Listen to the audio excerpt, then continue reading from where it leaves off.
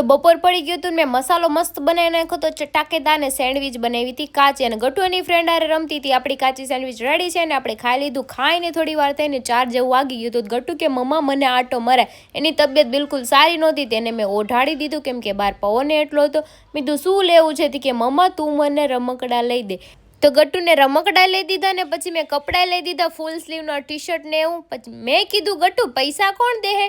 તો કે મારા પાપા તને પૈસા આપી દે હે, કે અત્યારે શોપિંગ થઈ ગઈ ને ઘરે હાલો. ઘરે ગયા તો નાના નાના ટોયસ લઈને બેસી ગઈ ને મને દઈ ગઈ પૈસા, કે પાપાએ આપ્યા તને પૈસા, એટલા પૈસાનું કાંઈ આવે?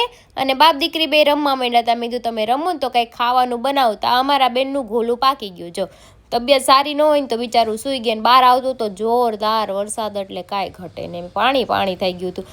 ગટુ જાગી ગઈ હતી. અડધી કલાક તો માણસ હતી ને એના પાપાને કે ચલો હવે આપણે વિડીયો બનાવી, તો વિડીયો બનાવી લો અને હવે બેસી જાય જમવા. તો જમવાનું હતું તે નીચે આવી ગઈ ને અમે જમી લીધો ને મનોજભાઈને હેરાન કરતી હતી કે આ મારો બેડ છે, તમે નીચે ઉતરો.